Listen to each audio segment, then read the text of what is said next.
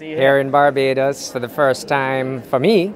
And well, of course, CHTA2 Marketplace hasn't been here for about 15 years. The last time we were down in the Eastern Caribbean. So great to be down. Great to be able to expose, putting on my CHTA hat now, especially the Eastern Caribbean islands to this annual, very important show on our marketing and sales calendar. We'll get to see all our partners again. So it has been a sell-out show for both buyers who are our travel partners, especially from the UK location. They don't typically travel all the way up to, let's say, Puerto Rico or the Northern Caribbean for a show like this. So based on the location, they're here in Mais, which has been great for us to come to get to connect with our UK and all our partners, all our travel partners, and so it's been a great show and great to be here with Jamaica, representing Jamaica and as you know, we're the managing director of that quaint little blue property, No Chirios, where we sell peace and quiet and totally unplugged experience, bringing you back to old world Jamaica, very traditional style of service. We're family owned for 65 years this year, so it's a great milestone, and it's just wonderful to be on the path of recovery as well. So all our regular multi-repeaters who we have a lot of been able to finally travel and see us again, and it's great to be reconnecting with them all. And it's been we're very excited about the future, and we're excited about this year, 2023, one of the best winters that we've had on record. And I think to be fair, we've all had a fabulous recovery in the Caribbean, Jamaica especially, one of the quickest to recover because of all of our efforts, and with our amazing minister, and of course the Minister of Tourism, and all the work we did with our resilience team that the minister put together, including the JHTA, where I wear the hat of the chairman of that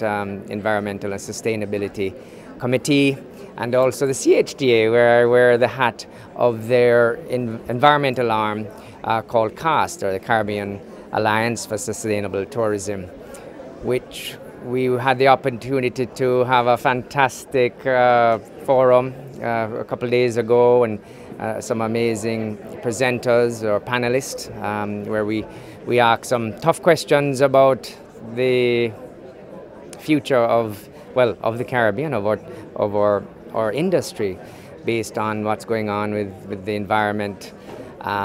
Some of it a bit scary, but we have to make sure that we're ready, we're planning, we're collaborating, putting whether it's funding in place. Of course, we all need to be greening. I mean, that's the basics, is that we all are following, especially United Nations basic environmental commitment items, and as a minimum. And then the bigger discussion was, well, how are governments of the Caribbean going to get together and lobby and actually get the funding that we're going to need. We had an amazing presentation by Professor Persad, who is Prime Minister Motley's specialist advisor on the environment and sustainability, and he spoke about the need for $2 trillion a year to mitigate against climate change.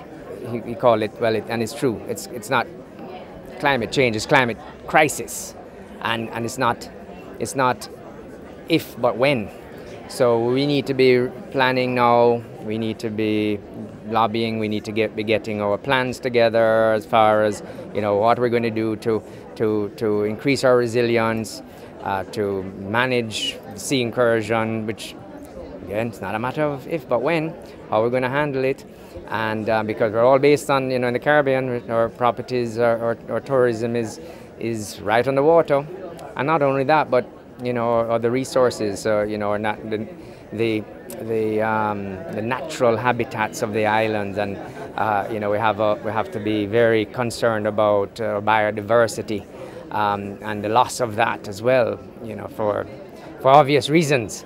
And so there was, again, a lot of very good, and it wasn't blah blah blah. I'm using the words of the Prime Minister. It's real talk that we spoke about, and we had discussion. We had a panel from representing small hotels, medium to large hotels. We had the cruise industry, Maria McKenzie, a VP of Carnival, who has been just so engaged in the Caribbean as a cruise from the industry.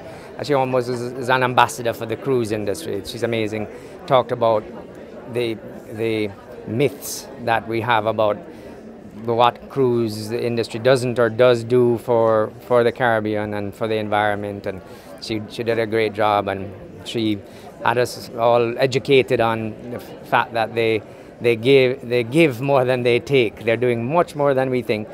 And we also had on the ground, or in the sea really, I should say, the chief fisheries officer here in Barbados, talking about what they're seeing, again, right there, and under the sea, on top of the sea.